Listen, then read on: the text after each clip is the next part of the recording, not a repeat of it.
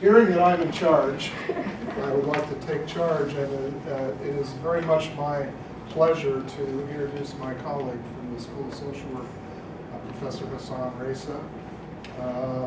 Professor Reza and I arrived at IUSB at about the same time in 2014, and it took me about 10 minutes to figure out that this was a different kind of guy. I went into his office and saw some spectacular photographs on the wall, which you don't often see in social workers' offices.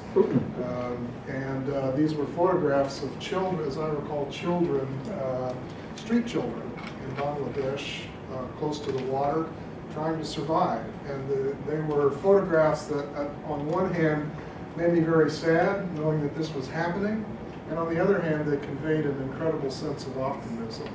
And the thing that I really enjoyed about getting to know Hasan is that he is the same way. He is a social activist, an international activist, and he is also an incredibly optimistic person. I'll tell you a little bit about his qualifications to be here.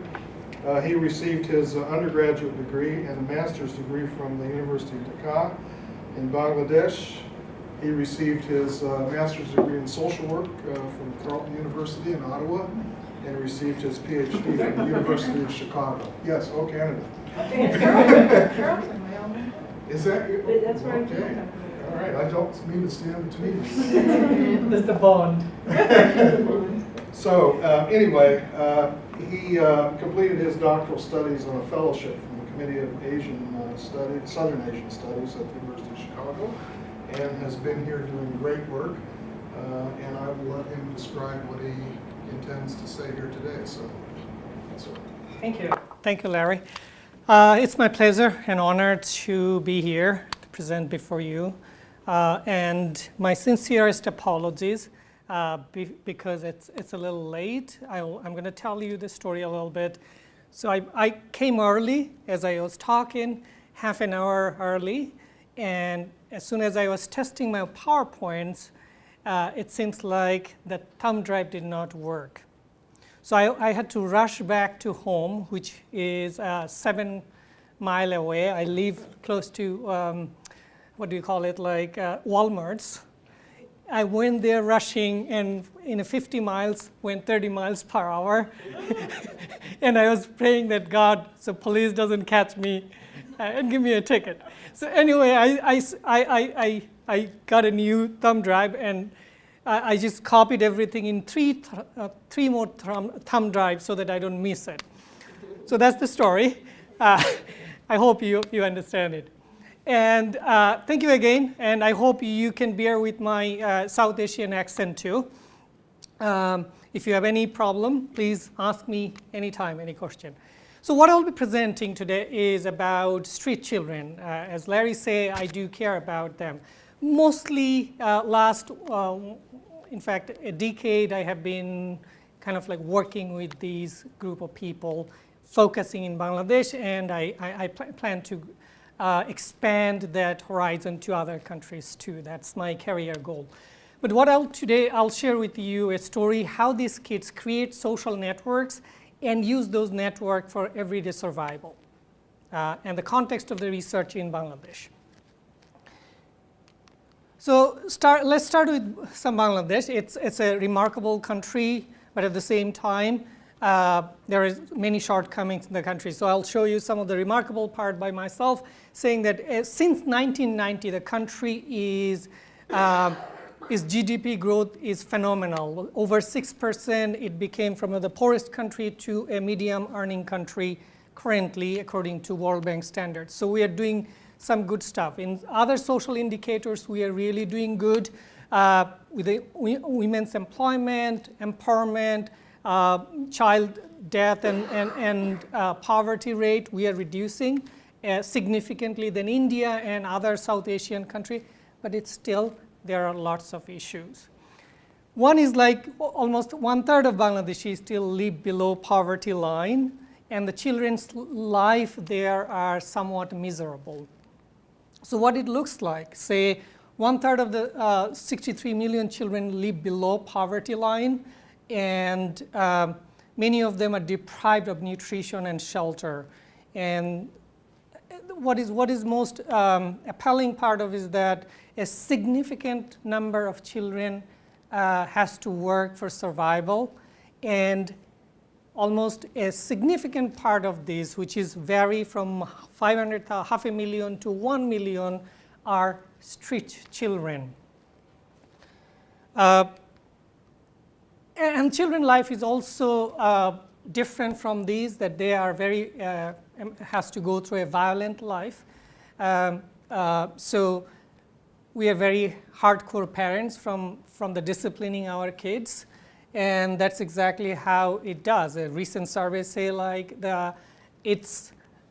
parents do the disciplining as well as school system. It's been institutionalized in the school where, where kids are being physically beaten, sometimes verbally abused, and so on. So sometimes I tell my 10-year son that how lucky he is, that if he were in Bangladesh, what could happen to him. He just counterpunches me sometimes, telling that, well, I'm not Bangladeshi, remember that. So anyway, given this scenario where the children's life is really sometimes not the desired one, you can imagine what happens to the kids who live by themselves on the street. So I'll show you a small video clip of how these kids are. Bangladesh is a small country with a large population. There is a synonymous increase of child labour as the population of the cities rapidly expand.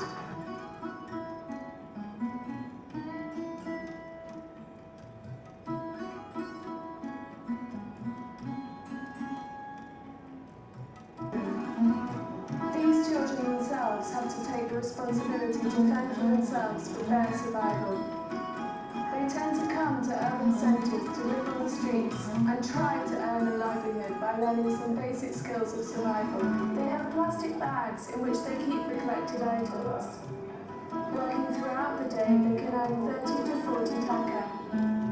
Some also search for food from the garbage. These boys are carrying the heavy luggage of railway passengers. Most of the time, they carry more than double their capacity. Despite such hard labour, the wage is very small. Many passengers try to exploit them, as the children are in an unfair bargaining position. They have to settle for a wage which is lower than negotiated. Sometimes a part of their income is snatched from them by adult porters and railway security. They cannot refuse this, as they are dependent on such officials to let them carry out their work.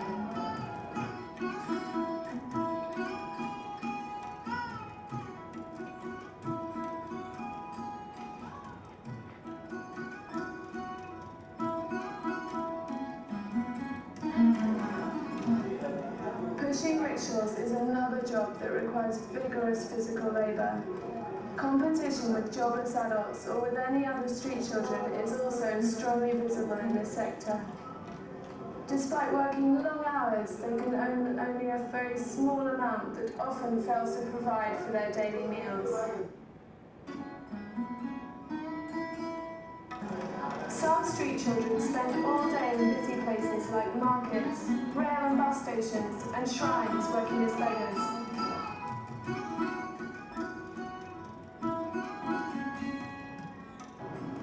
A major struggle for street children is the constant search for food. A child on the street has to find his or her own food and a means to buy and prepare it for consumption. When food becomes the most scarce resource, logically other items such as clothing become less important. The majority of children usually find places like islands in the street, any open place with sheds on top, market corridors, train and bus stations, religious centres.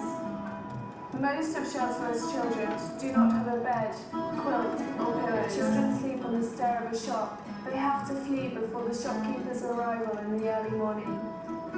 In many cases, they are at risk of having their money and other possessions taken from them. In order to protect themselves from this situation, children usually sleep together in a group. Sometimes one child will voluntarily guard the sleeping group overnight. They have to sleep for a short spell of 4 to 5 hours because police and security do not allow them to run around after morning prayer. At night, they are afraid of the dark. So that's kind of like contextualize where these kids live. But I know that this is a sad story, but the way I was thinking about from my experiences that there must be something that they do or they survive. And that's the story I'll be telling, how they create these social networks and overcome these barriers of everyday survival. I'll pass it. So specifically the research question that I'll address is what survival strategies do children employ to address vulnerabilities on the street? And what role do social networks play to overcome street vulnerabilities? When we talk about the vulnerabilities, it could be multidimensional. So say, for example, this could be economic, abuse, health crisis, and so on. It could go further, like shelter, other basic needs too. But I'll talk only about employment and abuse, but I have explored other issues too through my research. So this entire research was based on this conceptual framework of social networks and social support. So essentially the social networks, idea behind the social networks is as we have as like Facebook or other social networks, but it's more like an informal setting. Say the underlying idea is that like the way we connect to others signifies in terms of what type of relationship we build and how those relationship building translate into some form of transaction. Say, for example, I have my colleagues in the department, I have my friends in my close circle, I have my relatives. So there are different types of relationship that could be built around those people. But what happens in each type of relationship usually provides some sort of support system because it allows resources to be shared among the network members. When we talk about the social support, we're talking about information, financial support, instrumental support, as well as emotional supports. And research has been consistently found in the US and other countries that usually when we have tight, knit social networks, which is close friends, those support system that we pull together help us coping, especially with poverty and low socioeconomic status. One of the classic studies that has been done with Carol Stack's All Our Kin. It tells about how African American communities survive on each other depending on their close-knit networks. Also, with the social networks literature comes with the type of relationship. When we have the type of relationship, there are two types of relationship that happens. One is the strong tie, and one is the weak ties.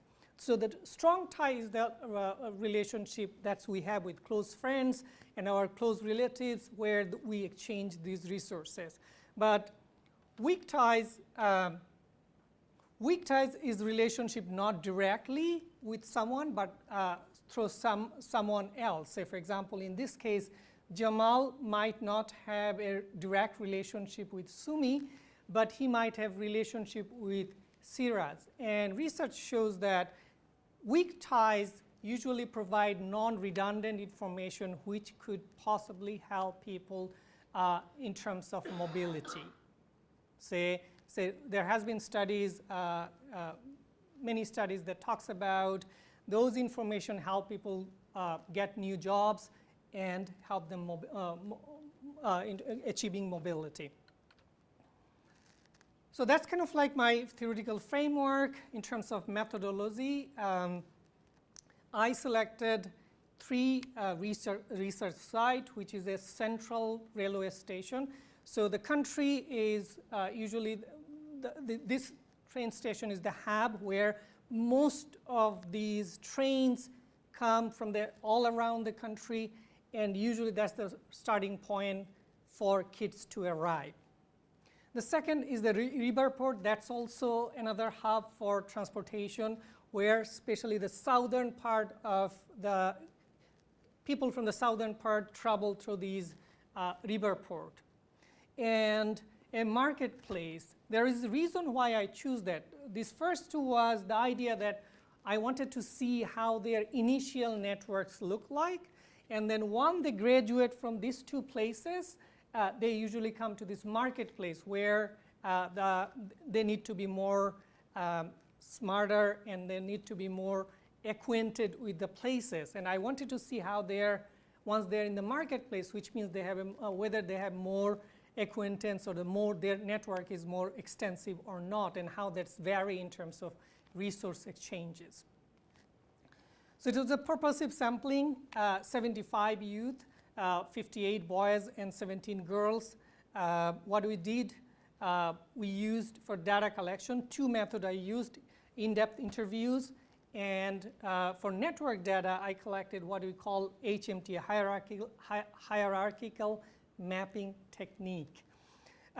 Before I formally collected data, I was interacting with these kids for almost a year with my two research assistants. We just hanging out there, talking to themselves, observing them, what they do, and trying to gain their trust. That was important because they have so many different stories to tell. So if you don't know what version they're going to tell you, is important for the research purposes, because that's the validity and the reliability part of the data. So we tried our level best to gain their trust. This is the hierarchical mapping technique. So this is in the center is the kid. We had different faces. For a girl, there was a girl face. And then we asked them about, like, okay, tell me how these, identify the people they are very close to you, and identify the people that are somewhat close to you. And then we started to ask them, okay, tell me how these persons help you in every aspect. We had like the financially, emotionally, information, and instrument. And then when we interviewed this data, we also collected a lot of other data. Say, for example, their work history, 3 to 4 jobs, past job, and how they get it, what did they do, why they leave, and so on. So 75 interview took us, almost each interview was a couple of hours. When we transcribed in Bangla, it was almost 3,000 pages of document. So, I'm analyzing that for the last 5-6 years.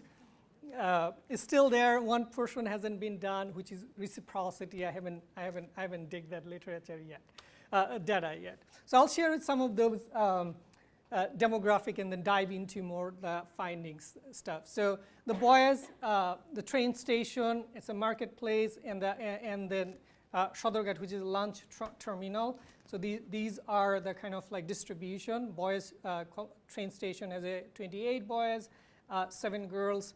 The marketplace is a 17.7, and the lunch terminal has 14.2.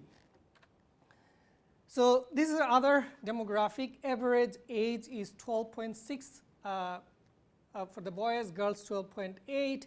I found like kids from 6 months to 9 years who are on the street. Most of them came from very poor background, means as it was evidenced through their parental occupation. So they mostly tell that their parents were either marginal farmer or labor working into day labor and similar stuff. They came from, what is also interesting was that many of those kids come from the family that female-headed household. There were also sometimes they were affiliated, marginally affiliated with some of those social service agencies. Most of them were not. So what the network was, this was the surprising to me. Even I knew that there's some sort of relationship. But what was the surprising was that the size of their networks. On average, kids has more than 10 person in their networks. In some instances, I find that some of the kids, especially with the market areas, they have over 25 people in their networks. So this goes against this conventional idea that these kids are wanderer, roaming around, they don't have any ties to anyone. So, and many of those policy or the programs that are based on that assumption, not based on the reality. So 3 types of relationship emerged among these kids. One is called acquaintances. What these acquaintances mean is that I know you, I see you, I know you belong to the street children class, but we don't interact with each other frequently. But I know you by your face. That's kind of like their acquaintance. They also create these friends. So friends has a lot of access to their each other resources, emotional, instrumental, sometimes financial, and informational exchanges are pretty common among the friends. But what is distincting was this close friend, was that the difference between friends and close friends was that close friends have unfettered access to finances of other close friend. So essentially, if you're a close friend, then everything we share, there isn't any barrier between that, which did not work for the friends. So in terms of these, friends and close friends are their major source of social support. That's kind of like there's where those survival support comes from.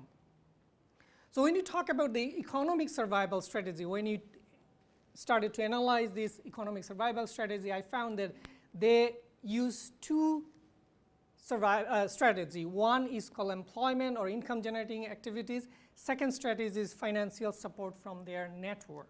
So when this first strategy doesn't work, that often compensated by these financial support from their own network. So I'll explain a little bit more with this. So let's start with what type of income generating activities these kids are engaged in. So these are some of those very marginal type of work.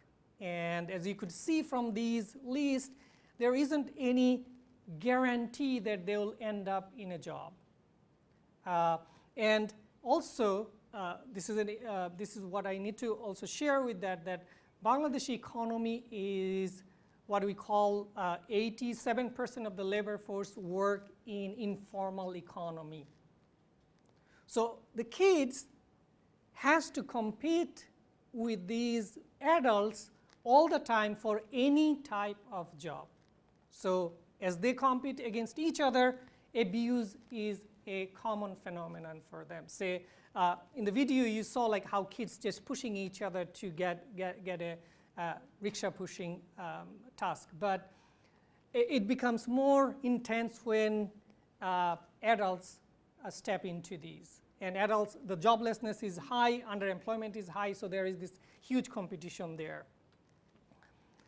So what they do among all these jobs, they choose those jobs that are semi-independent, because if they are employed under the employer, informal employer, the abuse is very high.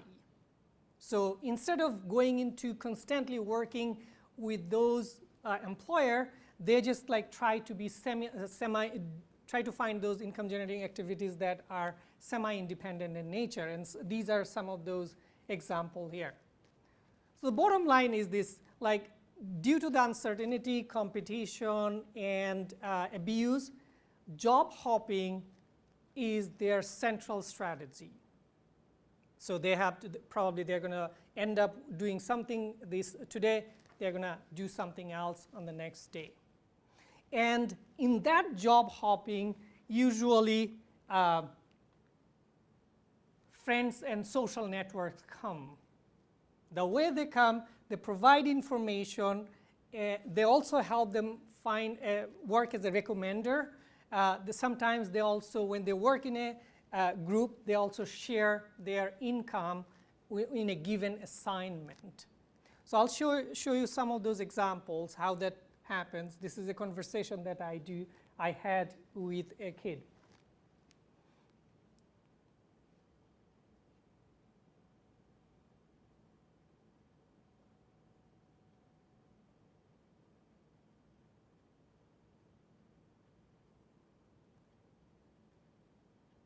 So as it's saying that they provide the information and creates more opportunity, and that information helps them finding something new. So what it does, in the informal job market, mostly employer hire based on their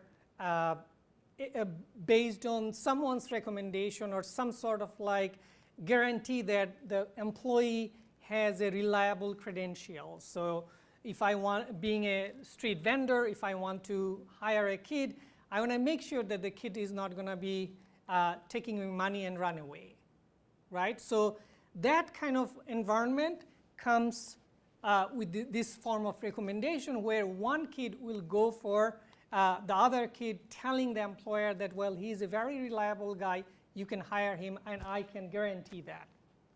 And that's where they find employment. So sometimes kids work in groups. Say, for example, in the case of when they're selling this newspaper, they contract their newspaper from a vendor, and they sell it to the public transportation. And what they do, they sometimes like work together and share their profit too.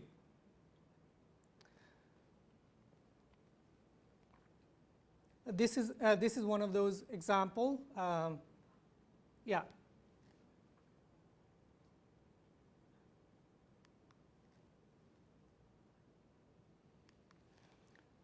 So once, say for example, given the nature of this engagement, kids, it cannot guarantee them an income. So when there isn't any income, what they do, they just like share whatever the money they have. And I found on average there is 2 to 3 financial transactions in a week. Sometimes it's more. But what happens that tells about how vulnerable these kids are, because usually when this financial transaction happens are when kids are in dire need, probably need for a meal or could not find a job, so they didn't have any income, so they need to survive, and they're going to borrow some money from their friends.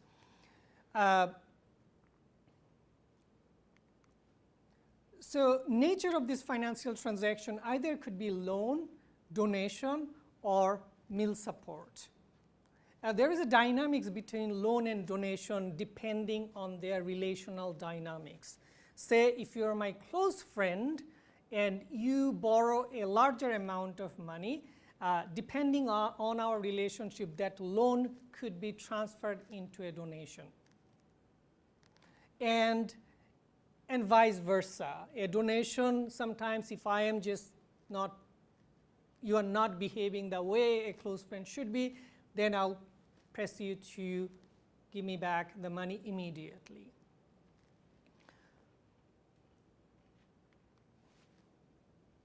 So also there is interesting is that there are a few principles that guide this financial transaction.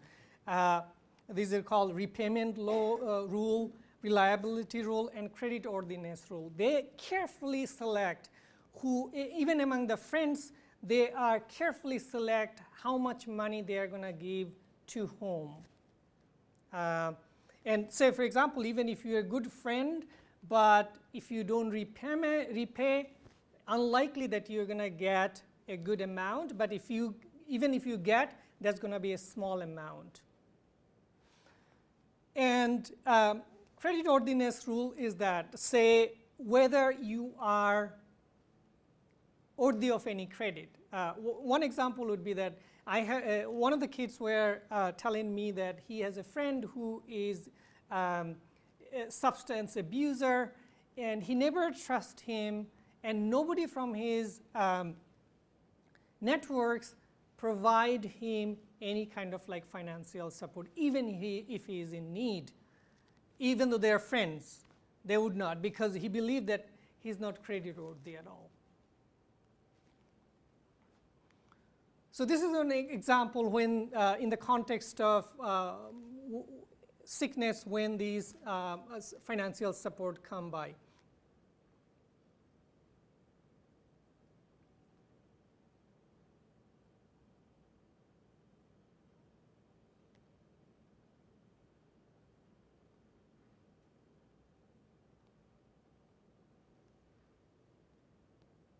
So it was amazing when it came to the sickness support or the health crisis, how invested these kids are in each other's welfare. Mostly their health needs were met by friends and close friends.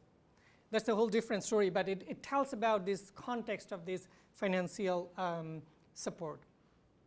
So in summary, all the studies is heavily influenced by their social networks, because social networks mostly define who gets what and how that's going to be distributed. And as kids has more network member, the support is heavier.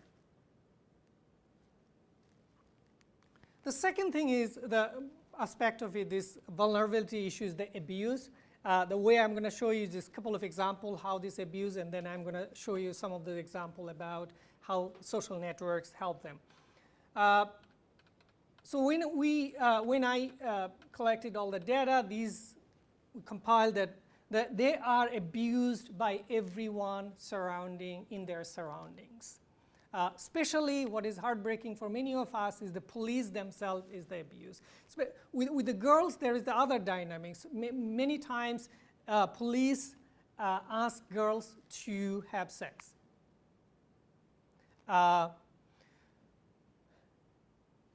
Anyway, it makes me very upset. So financial, it mostly the employers, adult worker, older youth, sometimes police including, because they have to pay police for working in a specific place. And employers, they have many ways how the employer works. Say if you work under me, I might say like, well, I'm going to keep the money for a little while, take it when you need it, and when I'm coming to get that money, I'm not going to give you that money. I'm going to say like, you did not do well, so that's your punishment, and so on. Sometimes they give you a very small portion. Informal employers give you a very small portion, and then say like, on a least incompetency, they just take it away. Say if you're working in a roadside restaurant, if you break something, glassware or something, that money needs to be cut off from your wage.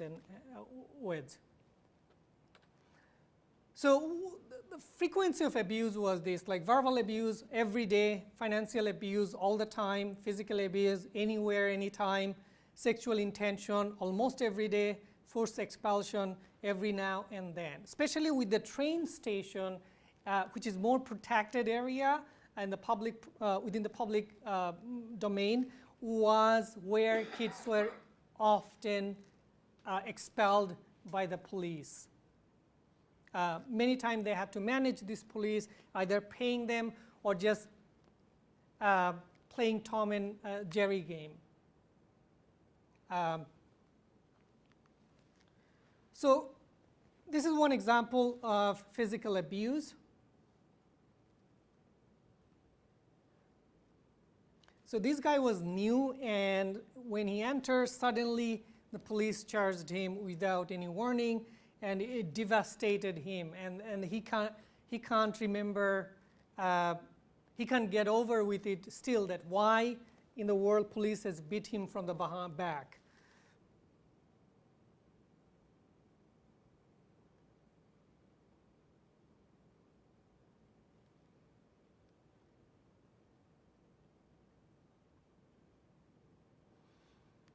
So how networks help them in terms of coping? They provide emotional instrumental support. They support friendship and companionship, which goes very much with this emotional instrumental support. And sometimes groups member support through protest and resistance. Emotional instrumental support, the way it comes when they are abused by adults that they cannot fight with or they can't resist with, including say adult worker or police or someone from the security or even bystander adult, then what they do, they cry and friends intervene, console them. Sometimes they buy food and they play with him so that he can recover the pain that he endured.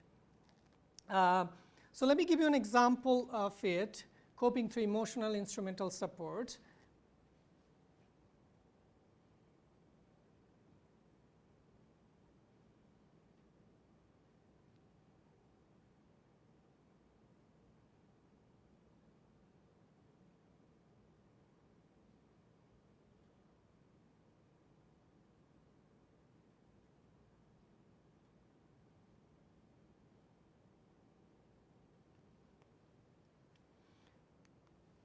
So this is where I find really interesting that networks, friends help them in terms of protesting abuser, sometimes, and also sometimes some form of resistance is there.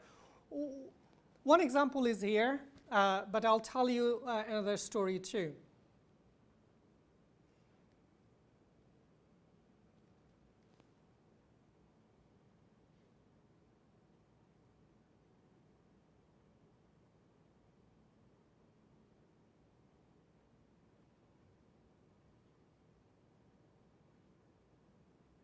In one instance, I found that this is a sad story. The kids in the market area, by the way, that market area where tons of trucks get every day with bearing vegetables and other type of items every day. So what the kids do, they kind of go around those places and collect some of those vegetables. Sometimes they scoop it without telling them. So there is this tense relationship between these truck owners and the kids. So one incident, a truck owner, what happened, there was an accident. Nobody knows what happened, but the truck was driving back. He hit the kid, and kid was seriously injured and later died in the hospital. So the story was this. Even this story was spread pretty fast among all the street children there. And what is interesting that they grouped together and protested on the street, blocking a major traffic. So that type of protest initiated a police investigation which never happens, and kids were allowed to, by the market, people in the market, they call market committee, they were allowed to stay there from that incident. But the way this happened is the information sharing. If anything happens, it just spread so fast and everyone is informed what's happening there. I'll give you another example how information sharing happens in a minute. So how does support vary by gender, girls and boys? Girls has relatively fewer resources because of their network is smaller, as well as due to the conservative nature of the society. Young versus older, young kids get some more support because they are more neatly connected. The marketplace has the largest networks where the support is more. And definitely the network density, which is the number of people in a network, varies. and how durable that relationship is depends on the amount or the extent of resources that are being provided. So these findings are from 3 different places. But what I found that all of those places, these networks, the larger networks of kids, are run by some principle. One is that this information diffusion. This is amazing because I saw that in many places, all these 3 places, I saw that how information spread through the process of what we call grapevine. They just like passes this information. Let me give you an example. Many times the correctional center from the government comes to these train station to clean up these kids. So they take these kids to the correctional center. Sometimes they just like put into jail for a long time. Now, when these correctional people comes, they bring a truck or some sort of van. So the kids know that these people arrive. But what was amazing is that like the moment these people arrived, everyone was running. And everyone is telling loudly to everyone, regardless of their relationship, is that these people coming, run. So this is one place. The similar incident was also the marketplaces where, I mean, when the accident happened, it's often that information is spread among themselves. They have these collective norms and rules.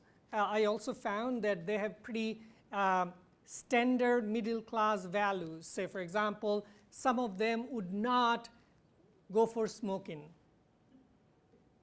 By choice, this is interesting. Even though friends try to influence them, they would not go there because they know that if they have this, they have to show this public behavior being the sober. Otherwise, then abuse will be more.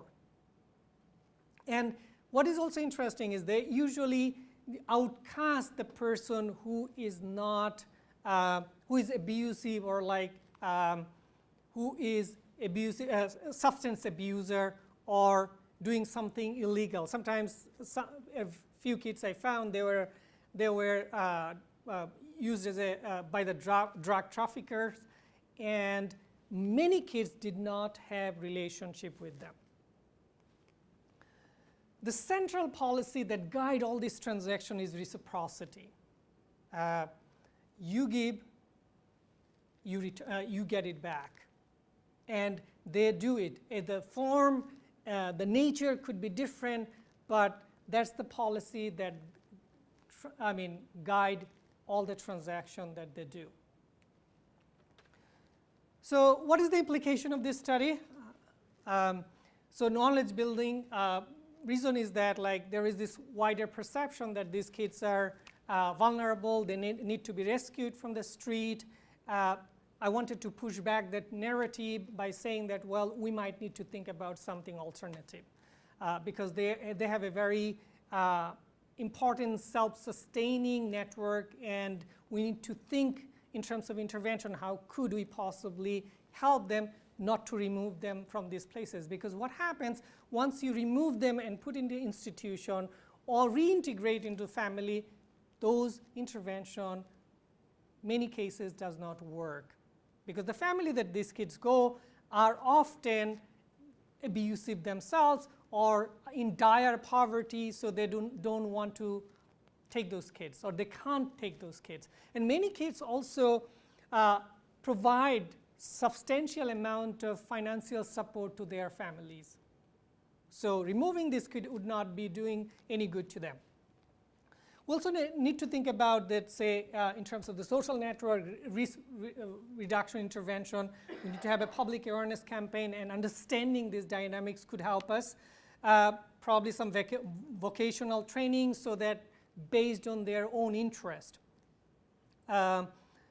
use of youth friendship network. One possible avenue that I'm currently talking with an agency was this, like whether we could use their friendship network to initiate some form of like micro enterprise, providing them some training and capital, and creating a safe environment for their businesses.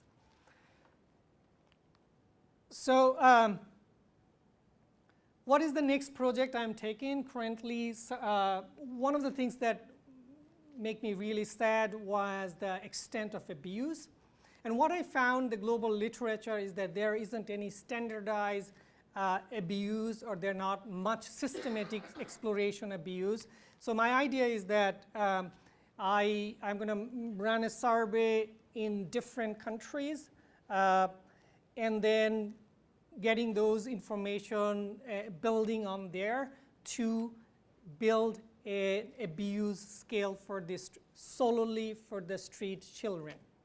So there isn't any abuse scale that could measure the type of abuse as well as the extent of abuse currently. So my intention is that also bringing this idea that what these kids face on an everyday basis. That's also another objective of that project.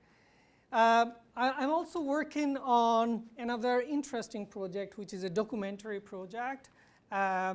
So what I found that through these income generating activities that these kids run, a substantial number in one account, somewhere over 100,000 to 120,000 kids engage in informal recycling.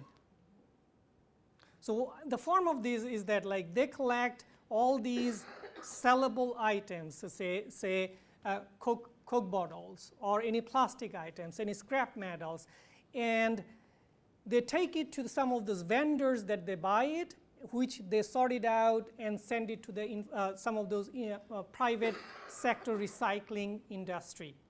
And there is a supply chain where kids are the foot soldier. So what I see is that this kid has a significant contribution in terms of this environment, which we don't see anywhere else. What it means is that usually we tend to think that kids don't have positively contribute to the environment, but I see that these unique, even though they are forced, but this unique group of kids are contributing in terms of greening the environment. And I want to just make a documentary about it. And also what I talked a little bit about, this group-based microfinance that I'm currently working with an agency in Bangladesh. So that's kind of like the presentation.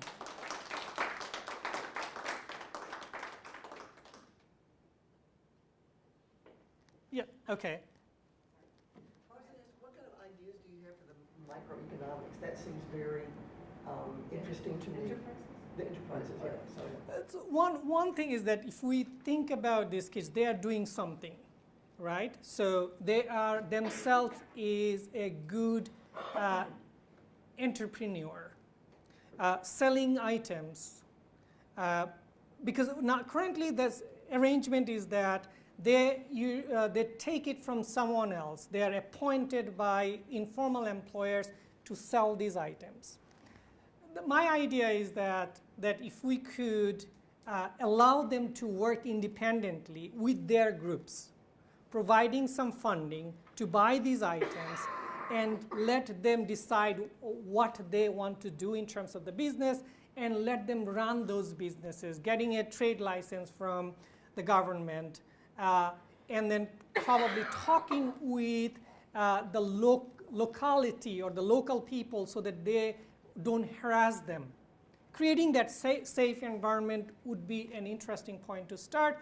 And I don't want it to be, most of the microfinance is individual focused. The loan that I usually provide is like one person, one loan. But this needs to be more group-based, where the core friends could decide what they want to do. Because most of them do the same stuff. Sometimes kids told me also that they want to create their own small business. So one example would be the scrap collectors. The kids take to the vendor. So one kid told me that, well, he wants to be a vendor. He doesn't have all the resources currently. So this type of enterprise I'm talking about. If I could interrupt, you might also want to talk to Dr. Bryant here about whether about the idea of arts organizations in the city, because I know that some of the work that Dave's done in Durban, right? In South Africa. In South Africa, and Durban has been with kids and recycled objects and working with art organizations and producing art and making that into a Good point. So there's my official getting you to talk to each other. Yeah. You probably get this question a lot, but I'm just very curious about the process. So when you and your research assistants are interviewing these children, can you feed them?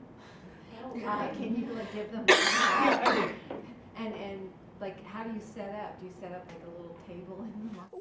Well, say the way we did it, when we IRB protocol. IRB killed me. Oh God.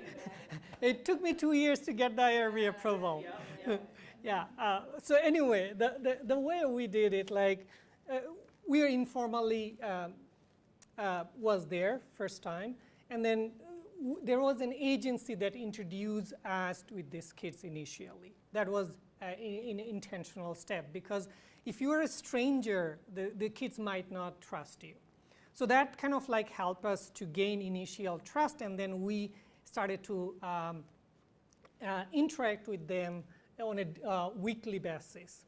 So they saw us a lot of the times, and we're going to sit together, have some chats, let them go. Sometimes what we used to do, like kind of like buy them a cup of tea, sometimes a snack, and that kind of like built. Not that there was like a lot of transaction because we are guided by the IRB, so we can't do that.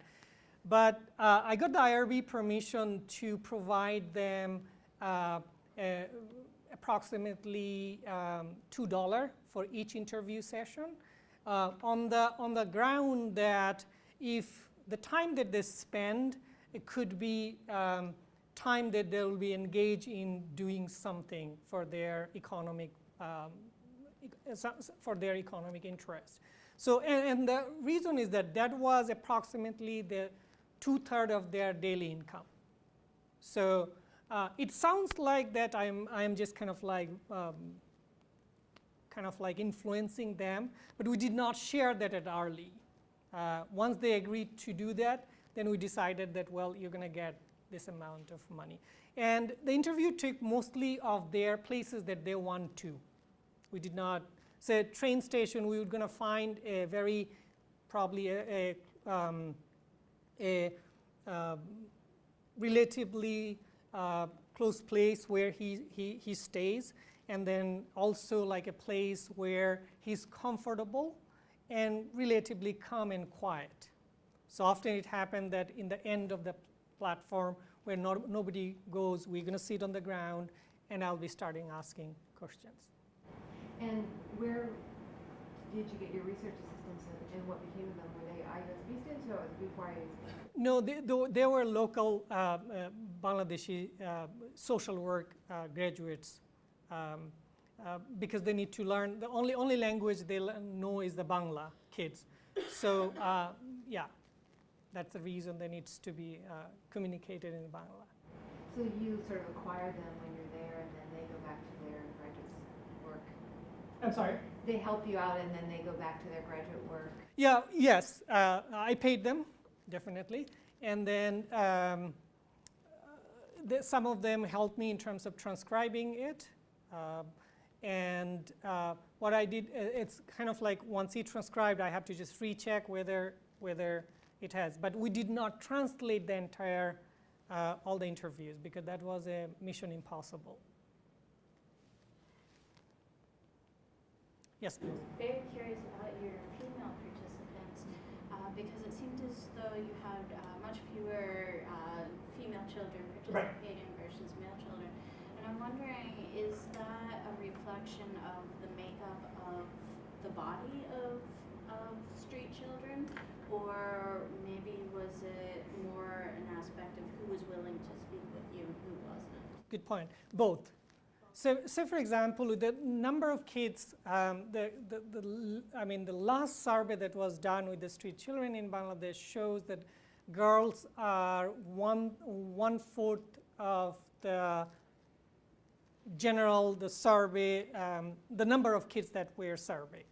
So there is this assumption that probably the number would be way lesser than the number of the kids. There isn't, because there was not time point count, or there hasn't been any systematic exploration in terms of having idea that how many kids are there. Often these numbers are arbitrary. But what we try to do when we select those areas, these are the areas where both girls and boys are mostly concentrated on. Initially, we scouted for like 7 places, and then we select these places because of the highest number of concentration are there. Now that's one of the things. But with the girls, being a middle class, regardless of how I want to just get rid of my middle class behavior and changes, it's hard to trust those, earn trust from these, especially with the girls. Because the girls also work within a very restrictive environment. What it means is that every man to them is either a sexual client or a predator with some intention. And I did not interview the girls because I cannot ask her all these sensitive questions, right? So we had one of the female interview where research assistants were there. She mostly interviewed that. But given that she even could not, because of her middle class upbringing, she could not probably gain all the full trust. One example I'll tell you this. We suspected that from our interviews, from our talking with these girls, that many of them were sex workers.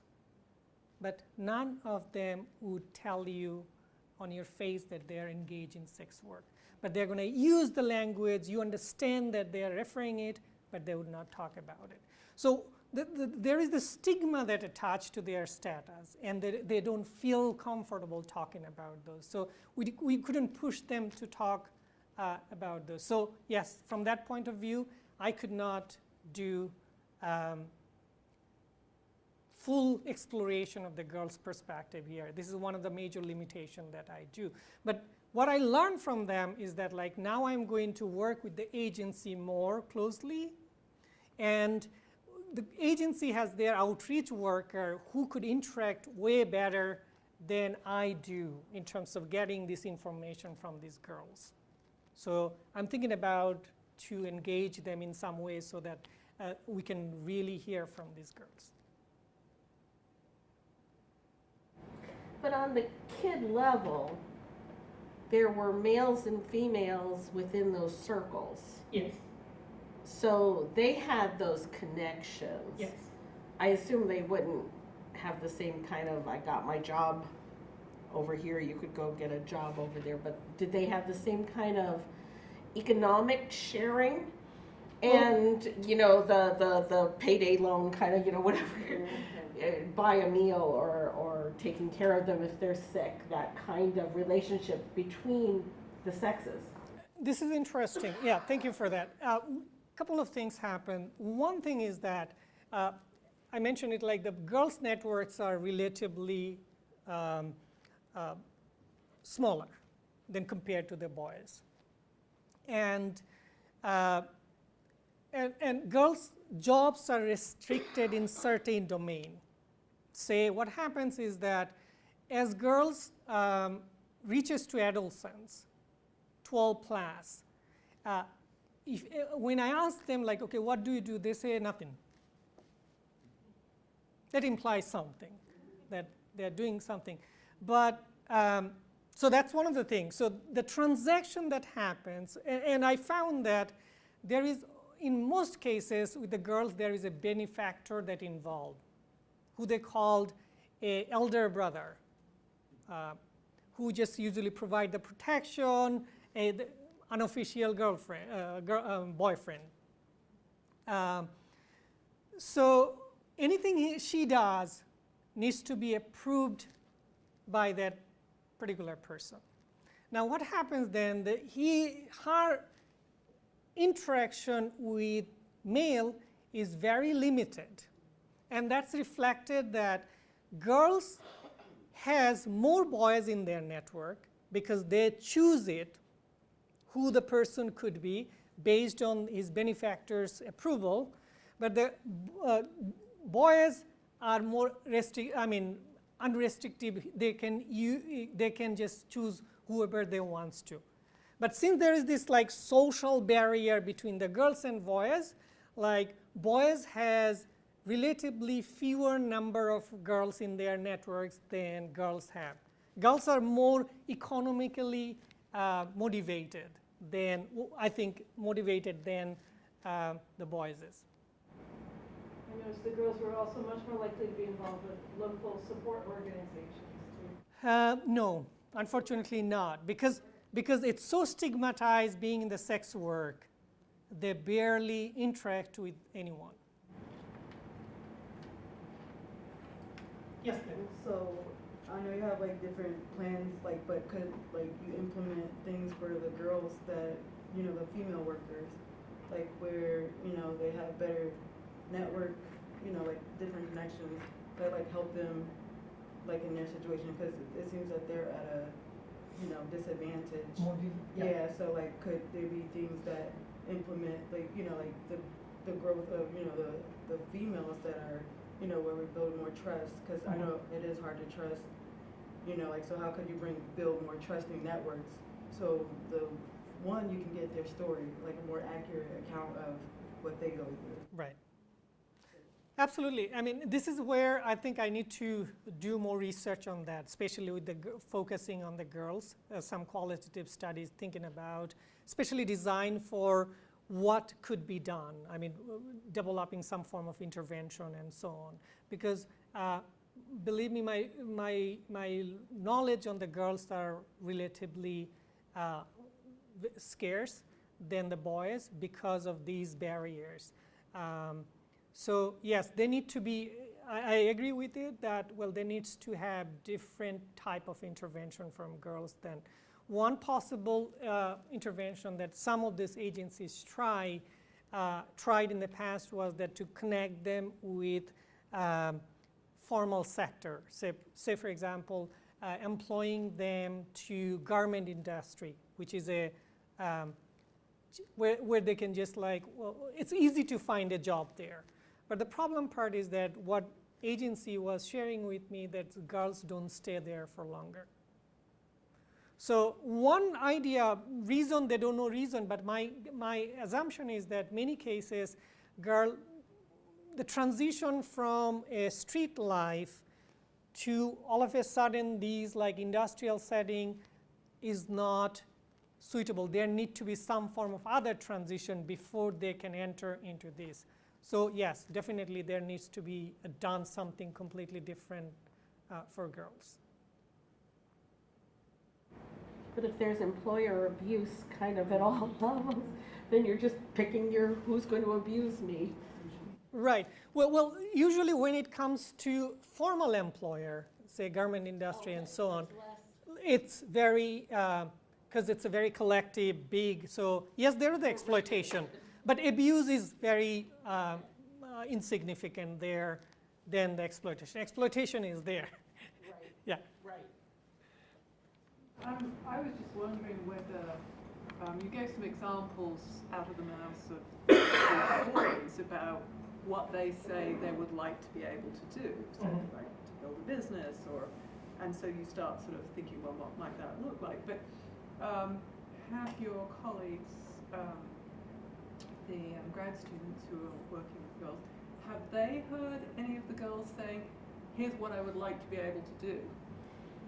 Or, I mean, so that there's the sense of the bottom-up account of, here's what would be better for me or for us. Or is it, you just don't have the data? Sometimes, well, sometimes the way they appeared, or some of those stories that I heard, it's more fatalistic. So the girls are thought that they are outcast, so there isn't any way of returning for them. So there is this frustration part that they don't want to, sometimes they don't want to talk about themselves at all. So it's a traumatized experience for many of those girls who believe that their life has already lost. So that's kind of like some of those sense I got from the interviewer, but beyond that, I don't have all that more information at this point. I mean, I guess if you're in a cultural context in which the gender roles are Right. very regimented and you've fallen out of what you're supposed to do as a good girl or a good woman, then just the imaginative resources to imagine doing things like that are lacking. But I just, because these young people come across as so unbelievably resilient. Yes. That, I'm just wondering, well, do any of the girls have here's what I would really like to do? Well, it happens, like say one sense that I get, when the girls are younger, they do all the businesses like the boys is. So there is this part where probably we could more help them transition, facilitate their transition through some form of like normal intervention. But the girls that are already into these practices, especially with the sex trade, it remains more challenging, and we need more information to find out what needs to be done before we could just think about anything. And that information is also important because the global literature on the street children or the street kids are always literature and the intervention that are mostly based on this perception about what is good for these young people, not based on heavy research or like some form of like reliable information. So I think to me it's very important that I understand these dynamics before I can tell this is a good way of starting.